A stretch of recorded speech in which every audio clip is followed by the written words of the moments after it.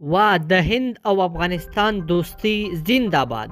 د پاکستان له قصده هند غواړي له افغانستان سره مرسته وکړي، خو څنګه او کله به دا مرسته کوي په همدغه ویډیو کې ټول جزئیات راسره کتلی شئ. درنو لیدونکو السلام علیکم. هند وایي له افغانستان سره د طبي او خوراکي توکو مرسته کوي. هند غواړي افغانستان ته د هوایي دهلیز له لارې خوراکي او طبي مرستې راواردې کړي. د هند لومړي وزیر نریندرا مودي افغانستان سره په اوسني کرونایي وضعیت کې د خوراکي توکو، درملو او طبي سامان آلاتو د مرستې ژمنه کړې ده.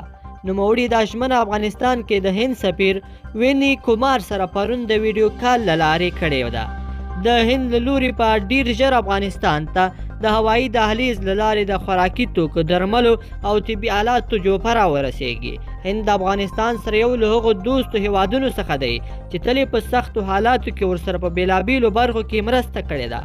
بل لور ته په افغانستان کې د برطانیې سفیرې الیسن بلیک هم افغانستان سره د کرونا ضد مبارزه کې د مرستې ټټر وهلی دی او ویلي دي د افغانستان هر راز مرستې او لاسنیوي ته چمتو دی. اوس مهال د کرونا وایرس د خپرېدو له امله نړۍ له اقتصادي بحران سره مخ ده او په ځانګړي توګه د بېوزلو هیوادونو وګړي ان لومړنیو خوراکي توکو ته لاسرسی هم نه لري. ورته مهال افغانستان ته هم د کرونا وایرس په رسېدو سره د خوراکي او لومړنیو اړتیا وړ توکو بیې هم لوړې شوې دي.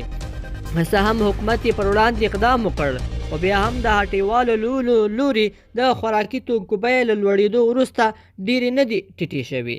درنو لیدونکو په دې هیله چې دا ویډیو مو به خوښې شوي وي. که مو ویډیو خوښه شوې ویډیو لایک کړئ او زموږ چینل هم سبسکرایب کړئ.